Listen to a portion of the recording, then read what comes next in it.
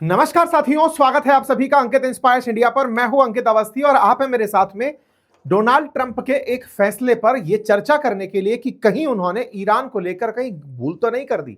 Iran को लेकर भूल का सवाल इसलिए उठ रहा है क्योंकि हाल ही में आपका 12 मार्च का ही एक ट्वीट देख रहे हैं जिसमें ट्रंप अपनी तारीफ में कहते हुए दिखाई देते हैं कि हमने 58 नेवी के जहाज पानी में डुबो दिए और ये जहाज निश्चित ही ईरान के थे। हाल ही में भारत के पास भी आपने ऐसा ही एक घटना देखी थी जब IRIS देना करके जो जहाज था वो पानी में ईरान अमेरिका ने डुबो दिया था। इन्होंने अपनी उपलब्धियों में दिखाया कि 58 जहाज डुबो चुके हैं साहब अभी तक। हम लोगों ने पूछा सर 58 जहाज जो डुबोए हैं उनका उद्देश्य क्या था? बोले ईरान की नेवल पावर को खत्म करना था क्योंकि नेवी के माध्यम से वो स्ट्रेट ऑफ हॉर्मुज पर कंट्रोल करके बैठे थे, माइंस बिछा रहे थे पानी के अंदर ताकि कोई जहाज वहां से ना निकल सके। हमने ये काम कर दिया। इनसे पूछा अच्छा बोले ऐसा कर दिया? बोले हाँ। तो पत्रकार ने पूछा कि सर अब क्या वहां से अब जहाज निकल सकते हैं स्ट्रेट ऑफ हॉर्मुज से? तेल के, गैस के, ये सब जहाज वहां से निकल सकते हैं? इन्होंने कहा हाँ, ये 11 तारीख की कटिंग है। इन्होंने अपनी उपलब्धियों में जो चीज गिनाई उस उपलब्धि को गिनाकर एक रात ही बीते होंगे तस्वीर ईरान से निकल कर आ जाती है। तस्वीर है कुछ ही घंटों के अंदर स्ट्रेट ऑफ हॉर्मुज में धमाका होता है और यहां पर एक जहाज जो तेल ले जा रहा था उसको ईरान आग लगा देता है। ऐसे में सबसे बड़ा सवाल यह है कि जो तीर इजराइल ने चलाया था ईरान पर, उस तीर को क्या अमेरिका ले लिया है? यह सवाल इसलिए क्योंकि कहीं ना कहीं यह जंग असल में इजराइल ईरान से लड़ना चाह रहा था लंबे समय से, और इस बात का अमेरिका के अंदर भी विरोध है कि हम इजराइल के चलते हर बार क्यों आ जाते हैं। लेकिन इस जंग में अमेरिका कूद करके नहीं, इसका क्रेडिट तो मैं लूंगा, ये तीर तो मैं चलाऊंगा, आप लोग नहीं चलाओगे, पता चले क्रेडिट लेकर आप विजेता बन गए, मैं आगे आऊंगा। भाई साहब, अमेरिका क्रेडिट लेने निकला। निकलने का नुकसान अब तक आना शुरू हो चुका है। जानकारी है कि $11 बिलियन का शुरुआती 6 दिन में अमेरिका को केवल एम्यूनेशन फूंक करके नुकसान हो चुका है। वो लोग चला रहे हैं शहीद ड्रोन और ये चला रहे हैं B2 बॉम्बर। दोनों की वजह से खर्चा अमेरिका का कई फोल्ड ज्यादा है। पेंटागन पर लगातार बर्डन इस बात का बढ़ रहा है कि आप जो वेपन यूज कर रहे हैं वो ईरान के द्वारा वेपन यूज करने पर, मतलब वहां से तीर चलाए जा रहे हैं तो ये मिसाइल दाग रहे हैं, तो बोले आपका ये जो खर्चा है मल्टीफोल्ड बढ़ता जा रहा है। अमेरिका जिस चीज को दुनिया के सामने नहीं लाता वो मीडिया में कहीं ना कहीं से घूमते हुए, क्योंकि अमेरिका में एक ट्रांसपेरेंसी भी है, और वो ट्रांसपेरेंसी इस रूप में निकल कर आती है कि अब तक 140 यूएस के सर्विस मेंबर्स घायल हो चुके हैं। अब इनमें से घायल किस तरह से हैं, कब हुए, इन सब के बारे में भी जानकारी समय चलते निकल आएगी। ये घायल संभवतः तभी हुए होंगे जब ईरान ने अमेरिकी ठिकानों को निशाना बनाया होगा।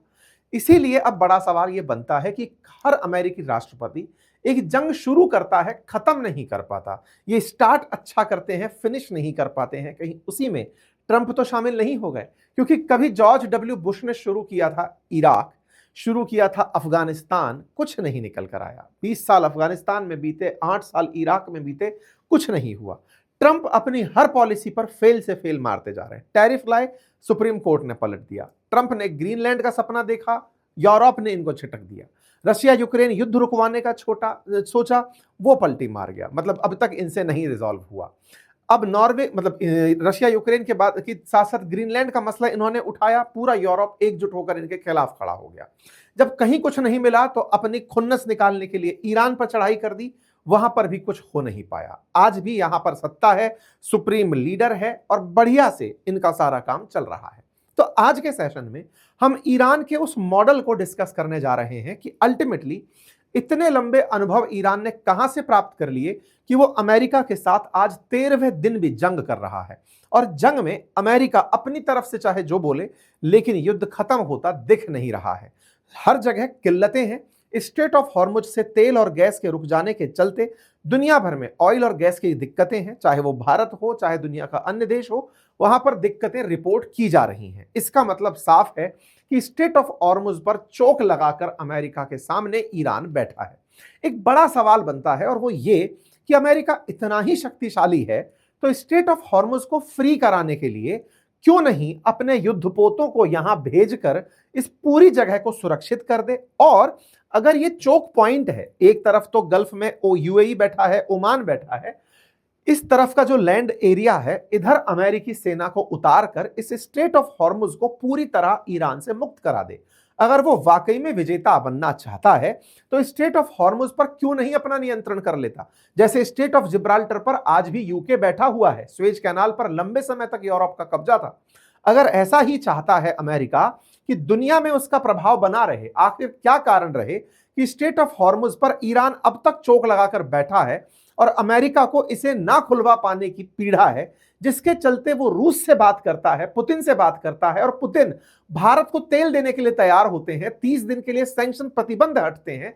अमेरिका इस बात पर ह्यूमिलिएट होता है कि जिस चीज को मैं प्रतिबंध लगाकर अपनी सुप्रीमेसी दिखा रहा था, रूस उसी चीज पर अब अमेरिका को तेवर दे रहा है, कह रहा है कि यूरोप को तो सोच रहा हूं कि तेल और गैस दूं या ना दूं। ये सारे सवाल ऐसे हैं कि अमेरिका आफ्टर ऑल फिर विजेता कैसे? अगर आज ट्रंप कहते हैं कि हम विजेता हैं, तो कैसे विजेता हैं जब स्ट्रेट ऑफ हॉर्मुज पर किसी भी प्रकार से अमेरिका कोई एक्शन नहीं ले पा रहा है? बहुत बड़ा सवाल है। अमेरिकी राष्ट्रपति अभी मिड ईयर जो इलेक्शन होने जाते हैं, मिड टर्म इलेक्शन जो होने जाते हैं, उनमें प्रचार में अपने आप को विजेता बता रहे हैं कि हम विजेता हैं। ये बिल्कुल वैसे ही है जैसे भारत पाकिस्तान के बीच में जब ऑपरेशन सिंदूर के समय हीटेड मामला हुआ था, तब इसने विजेता के रूप में कह दिया कि साहब हमने तो इतने फाइटर जेट गिरने की खबर सुनी, पाकिस्तान की सेना गजब खेली थी। ये फर्जी तरीके से फैलाई गई जो खबरें हैं इनकी, आज ये इन तक पहुंच चुकी हैं। अमेरिका में ये चिल्ला चिल्ला कर अपने विजय होने की गाथा सुना रहे हैं। हम एक एक करके इन सारी खबरों को डिटेल में लेकर चलते हैं कि कैसे इनका कहना कि हमने 58 नेवल शिप गिरा दिए, लेकिन उसके बावजूद भी जब ये कहते हैं कि जाओ और स्ट्रेट ऑफ हॉर्मुज से निकल जाओ, और इस तरह के फेलियर्स दुनिया के सामने देखने को मिलते हैं, ये दर्शाता है कि अमेरिका हवाई जहाजों से हमला करके मोमेंटम बनाने में कामयाब रहा। हवाई जहाजों के साथ साथ बिल्कुल टू द पॉइंट निशाने लगाने की मिसाइलें चला चलाकर कामयाब रहा, लेकिन वो कुछ भी डिसिसिव ग्राउंड पर नहीं कर पा रहा है। ये तभी हालत संभव है कि यहां पर दुनिया के जितने भी जहाज जो निकलना चाह रहे हैं वो ईरान की परमिशन पर डिपेंड कर रहे हैं। ईरान चाहता है, ईरान ने कल कंडीशन रखी कि अगर दुनिया का कोई भी देश चाहता है कि स्ट्रेट ऑफ हॉर्मुज से उसका तेल और गैस बाहर आए, तो अपने देश से अमेरिका और इजराइल के राजदूतों को बाहर निकाल दो, मैं आपके जहाजों को यहां से निकलने दूंगा। तो भाई साहब, अभी भी नेगोशिएटिंग पावर तो ईरान के हाथ में है, तो मिस्टर अमेरिका आप कहां से विजेता रहे? जब डील करने के नाम पर ईरान बोल रहा है कि आप इनके एम्बेसडर्स को निकालो, मैं यहां से निकालने के लिए तेल की परमिशन दे दूंगा, इसका मतलब कंट्रोल अभी भी ईरान के हाथ में है। और जब कंट्रोल ईरान के हाथ में है तो आप अपने आप को विजेता कैसे कह सकते हैं? इंटरेस्टिंग है, अमेरिका ने भले ही खमनेई को दूसरे दिन ही निशाना बना दिया हो, लेकिन तस्वीरें बयान करती हैं हर दिन। ये देखिए ना, 12 तारीख की आप खबर देख रहे हैं, जब एक जहाज जो लेकर के तेल इस तरफ चला आ रहा था, थाईलैंड के जहाज था, भारत का तेल लेके आने की खबर थी, उसके क्या हाल बना दिए हैं ईरानी हमले ने। ये हमले की तस्वीरें हैं जो इस समय निकल कर आ रही हैं। स्ट्रेट ऑफ हॉर्मुज के अंदर किस तरह से यहां पर आग लगते टैंकर दिख रहे हैं। अमेरिका कहता है कि हमने आयरिस देना डुबो दिया था, अमेरिका ने न जाने कितने माइन बिछाने वाली छोटी बोट्स को मार दिया, लेकिन इनका नतीजा यह है कि यहां से निकलते किसी भी ऑयल टैंकर की रक्षा नहीं कर पा रहे हैं। वो वही वाली बात है कि यहां पर अमेरिका की पावर को चुनौती देने के लिए इन्होंने टैंकर्स को बत्ती लगाना शुरू कर दिया है कि अगर तुमको लगता है कि तुम्हारे कारण ये टैंकर निकल पाएंगे, नहीं, हम डिसाइड करेंगे। और ऐसा करते हुए ये सारे के सारे एक्सप्लोजिव रिपोर्ट हो रहे हैं। आपका सेशन लाने से कुछ समय पहले भी 2 विदेशी जो वेसल्स हैं उनमें धमाकों की बात रिपोर्ट की गई है। साथियों, अब तक अगर शिप्स की बात की जाए कल तक की रिपोर्ट में, तो 1 मार्च को शिप्स को टारगेट किया गया, 2 मार्च को, 3 मार्च को, 4 मार्च को। डे वाइज अगर आप देखें तो 1 मार्च के दिन मार्शल आइलैंड का फ्लैग लगा हुआ था, जिब्राल्टर फ्लैग्ड ऑयल था, ऑयल शिप था, पलाऊ फ्लैग्ड टैंकर शिप था, इन सबको टारगेट बनाया गया। 2 मार्च के दिन यूएस फ्लैग्ड प्रोडक्ट टैंकर, उसको टारगेट किया गया।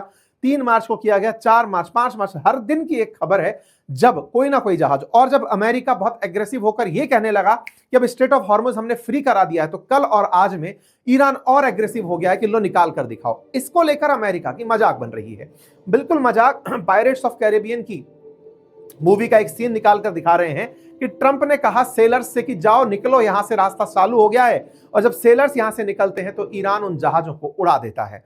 ईरान के द्वारा जिस तरह से यहां पर अभी भी अपनी पोजीशन बरकरार रखी हुई है, उसके चलते पूरी दुनिया इस समय तेल और गैस के बढ़ते प्राइस से अब पीड़ित होने लगी है।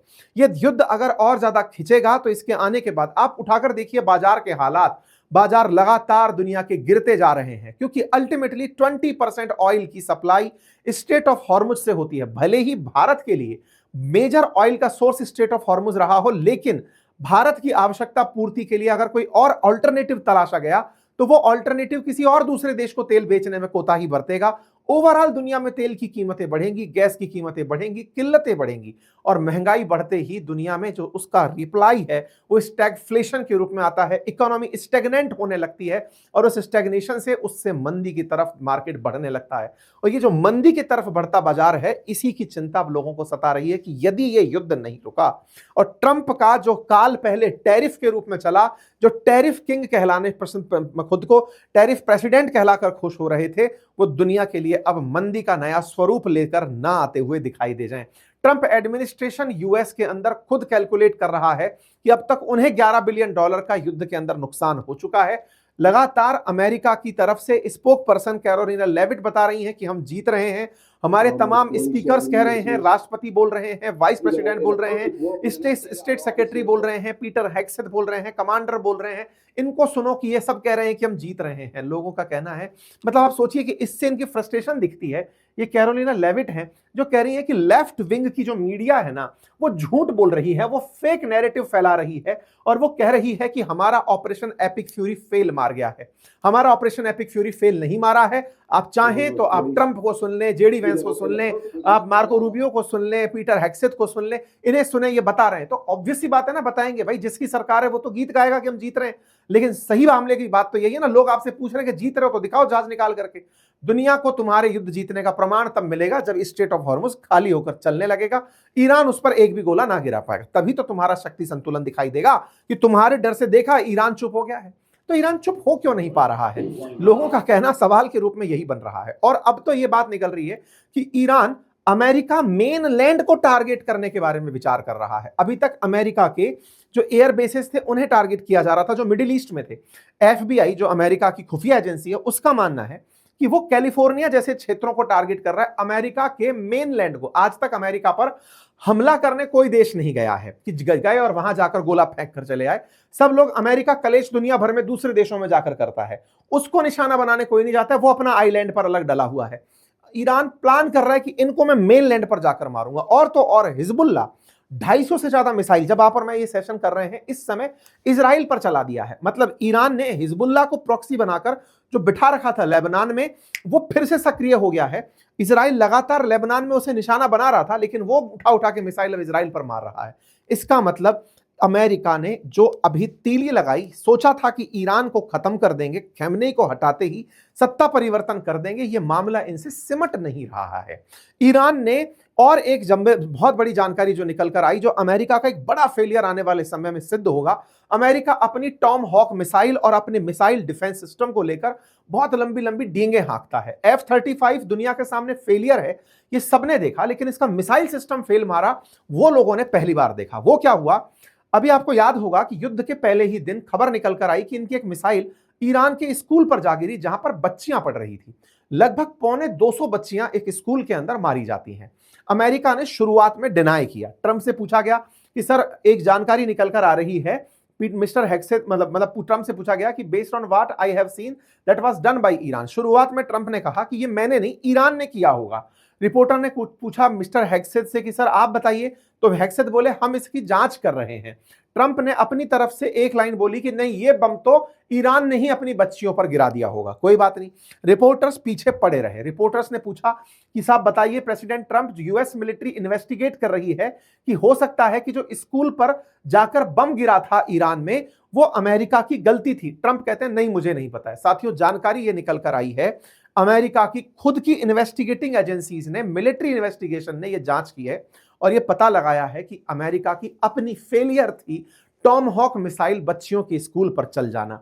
US at fault in strike on school in Iran, preliminary inquiry में ऐसी बात निकल कर आई। ये अमेरिकी अखबार न्यूयॉर्क टाइम्स लिखता है।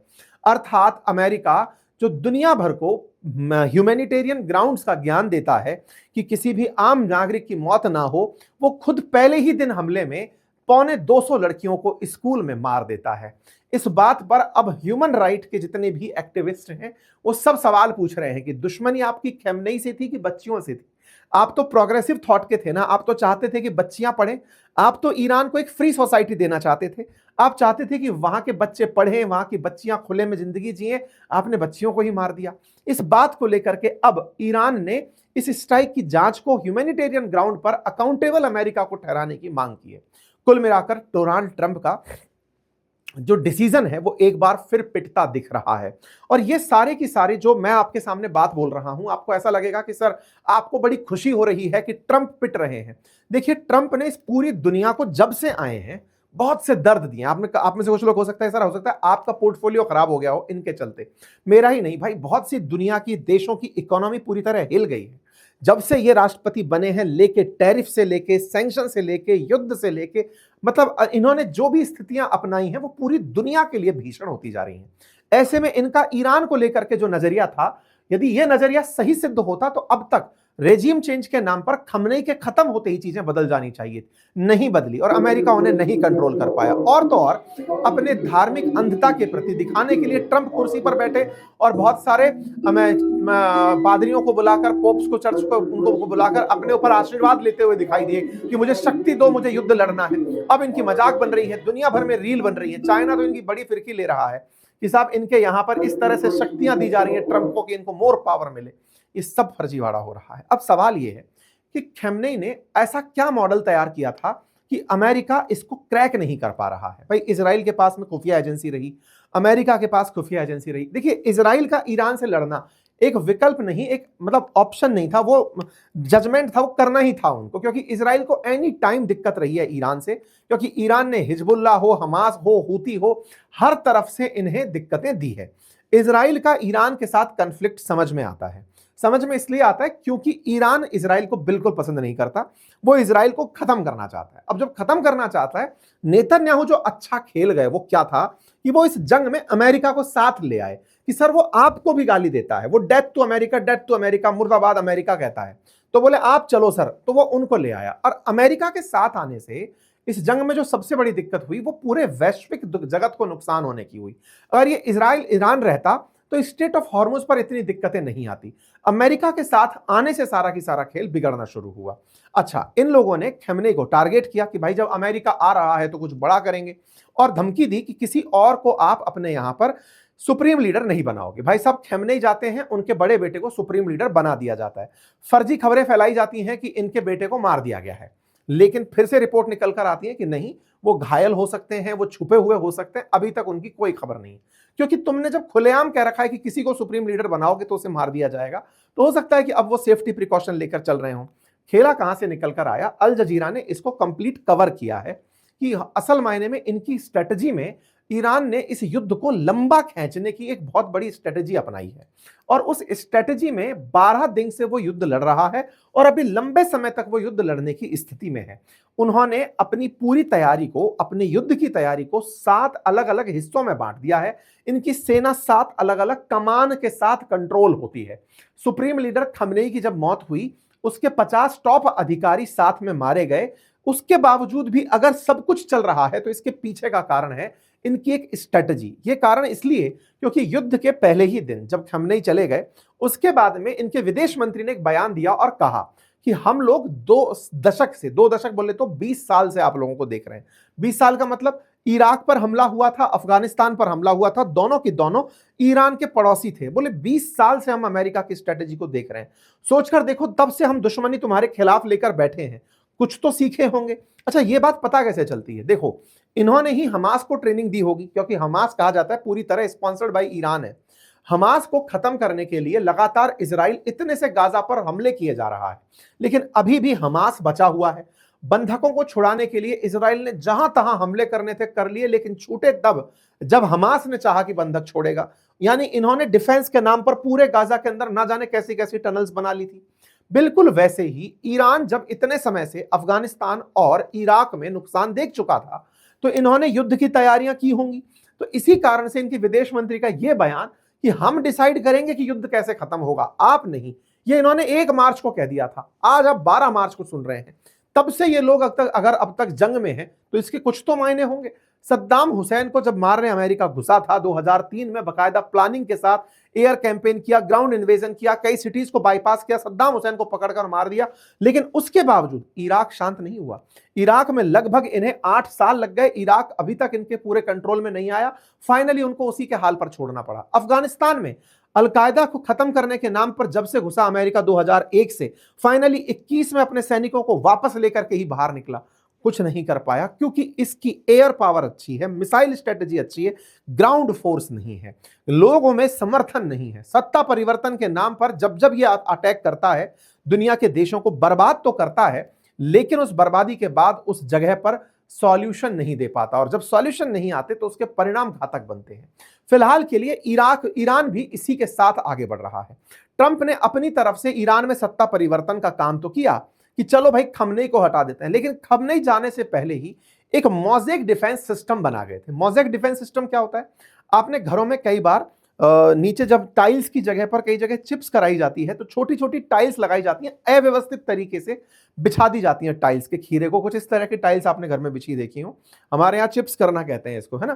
तो इस तरह से होता है मोज़ेक। मोज़ेक का मतलब क्या है? कुछ भी सेंट्रलाइज्ड नहीं है। आप ये नहीं कह सकते कि दिल्ली हेडक्वार्टर है। उदाहरण के लिए, भारत से दुश्मनी रखने वाला कोई व्यक्ति अगर सबसे बड़ा हमला प्लान करेगा तो कहां करेगा?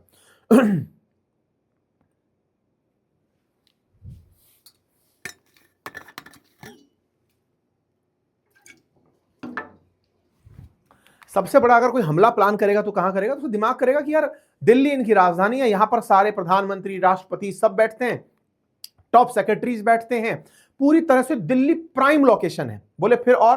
बोले इनके कमांड सेंटर्स को देखो तो सब पता है, सबको सब पता है कि वेस्टर्न कमांड का हेडक्वार्टर यहां है, ईस्टर्न कमांड का हेडक्वार्टर यहां है, सबको सब पता है। मुंबई इनकी इकोनॉमिक कैपिटल है। ईरान में ऐसा कुछ नहीं पता है। ईरान की राजधानी तेहरान है, ये सबको पता है, लेकिन कौन से कमांड का मुख्यालय कहां है कुछ नहीं पता है। सब छोटे छोटे कमांडर्स के पास फुल पावर है। मतलब इस तरह से व्यवस्थित करके इन्होंने अपना सिस्टम बनाया हुआ है कि कोई भी क्षेत्र कहीं पर भी अधिकारी बनकर बैठा है और उसके पास डिसीजन लेने के लिए सेंट्रल अथॉरिटी की आवश्यकता नहीं है। हर लेवल पर 4-4 उत्तराधिकारी बना रखे हैं। पहला लीडर मरा, कोई बात नहीं, तू बनेगा दूसरे नंबर पे, तू भी मर गया, तीसरा बनेगा, चौथा मरेगा, यानी लंबा समय तक युद्ध खींचेगा। और यह काम खमनेई लंबे समय से कर रहे थे। उन्होंने यही काम आईआरजीसी में सबसे पहले लागू किया। इनके कमांडर थे जिसका नाम था मोहम्मद अली जाफरी। उन्होंने 2007 से लेकर 19 के बीच में decentralised mosaic defence system develop किया, जिसमें इन्होंने जो इनकी सेना है ना उसको 7 भागों में बांटा। आईआरजीसी, बसीज मिलिशिया, नियमित सेना, इस तरह से इन्होंने पूरा सिस्टम बनाया। तो मोज़ेक डिफेंस सिस्टम में क्या करते हैं कि अगर टॉप लीडरशिप खत्म हो जाए तो भी जंग चलती रहे। अक्सर हमने युद्धों में सीखा है कि सेनापति मरा, सेना सरेंडर हो जाती है। यहां पर ये सेनापति मरा, उससे अगला वाला ऑटोमेटिक सेनापति है, यानी कि उसके आदेश को सबको मानना पड़ेगा। यह नहीं है कि अब सेना विहीन है, नहीं। यही कारण है कि खमनेई के चले जाने के बाद भी युद्ध लगातार चलता रहा। उनके आदेश के इंतजार में नहीं था, आईआरजीसी लगातार युद्ध लड़ती चली जा रही थी। डिसेंट्रलाइज्ड यानी पावर को केंद्रित नहीं किया, हर कमांडर को पहले से ही अधिकार दिया हुआ था। यह कहा हुआ था कि एक हिस्सा नष्ट हो जाए तो दूसरा काम करता रहना चाहिए।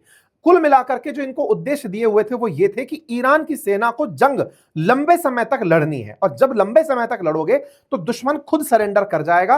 कमांड सिस्टम को तोड़ना इन लोगों को मुश्किल बनाना है। ऐसा क्यों? क्योंकि आप भी जानते हैं कि अगर ये जंग लंबी खिंचती है, मतलब स्टेट ऑफ हॉर्मुज अगर कंट्रोल में नहीं रहता अमेरिका के, तो दुनिया में मंदी बहुत तेजी से आगे बढ़ेगी। युद्ध के माहौल में जैसे जैसे मंदी बढ़ेगी, अमेरिका पर प्रेशर बढ़ेगा कि वो लोगों के लिए तेल खरीदना आसान करे, अदरवाइज रशिया पावरफुल खड़ा हो जाएगा। अमेरिका कंट्रोल नहीं कर पाएगा, उसे और ज्यादा लंबे समय तक युद्ध खींचने की सुध नहीं है, उसे मजबूरी में हामी भरनी पड़ेगी, और जब वो हामी भरेगा तो खेला बिगड़ जाएगा। सोचकर देखिए, उन्होंने सेना को 7 भागों में, regular army, air defence unit, IRGC, buses militia, नौसेना, मिसाइल फोर्स, क्षेत्रीय नेटवर्क, सबको अलग बांटा हुआ है और कहा हुआ है कि सब अपने अपने लेवल पर कंट्रोल करेंगे। और तो और प्रॉक्सीज भी जो है ना, उनको भी आदेश था, कल को सुप्रीम लीडर का आदेश मिलना बंद हो जाए तो हिजबुल्लाह को आदेश था कि तुम अपने आप मारना शुरू करोगे। वो 250 मिसाइल उठा के आज इजराइल पर मार दिया। तो ये सब काम जो चल रहा है, ये ईरान ने बहुत सोच समझ कर किया, और इसमें चीन का बड़ा रोल बताया जाता है। कहा जाता है कि चाइना से ना इन्होंने सीखा था। चाइना से कैसे सीखा? चाइना के एक नेता हुआ करते थे माओ सुंग। माओ के चक्कर में माओवाद का संकल्पना निकल कर आई थी। वो प्रोलॉन्ग्ड वॉर की थ्योरी पर काम करते थे। उनका कहना था कि अगर जंग जीतने की स्थिति में ना हो तो जंग को लंबा कर दो। अगर जंग लंबे समय तक नहीं जीत पा रहे हो तो उसे लंबा खींचो, तो जो आपके सामने आक्रामक है वो एंगेज हो रहा है और उसका समय बहुत कीमती है, और जब समय कीमती है तो वो युद्ध से खुद पीछे हटने लगता है। अमेरिका वियतनाम वॉर में चाहे पीछे हटा हो, अफगानिस्तान में पीछे हटा हो, तमाम जगह जब भी दुनिया पीछे हटी है तो वो इस तरह से हटी है। इसी बात को इन्होंने अपना लिया। ईरान ने कहा ठीक है, इसी मॉडल को अपनाएंगे, मोज़ेक मॉडल बनाएंगे, युद्ध को लंबा खींच ले जाएंगे। अर्थात अमेरिका नहीं चाहता था युद्ध लंबा चले, लेकिन ईरान ने इसे लंबा बना दिया है और बोले हम चाहते हैं कब तक चले। यह मॉडल अब हम अपने आप में एक बड़ी मोज़ेक डिफेंस सिस्टम के रूप में निकल कर आ रहा है, और वो हेडलाइंस दोबारा दोबारा तैर रही हैं कि we will decide when to end war, not US. America नहीं डिसाइड करेगा कि युद्ध कब रोकना है। इसका मतलब ईरान हो रहा है अनप्रिडिक्टेबल अमेरिका के लिए, और अमेरिका अगर इसमें फंसता है तो दुनिया के लिए एक बड़ी चुनौती बनकर आएगा। आप इसे कैसे देखते हैं जरूर कमेंट बॉक्स में बताइए, हो सकता है आपका एक डिफरेंट पर्सपेक्टिव हो। अपनी राय कमेंट बॉक्स में रखें, अपने साथियों के साथ चैनल को साझा करें। चैनल पर नए हैं तो सब्सक्राइब कर लें। बहुत बहुत धन्यवाद, अपना ख्याल रखें।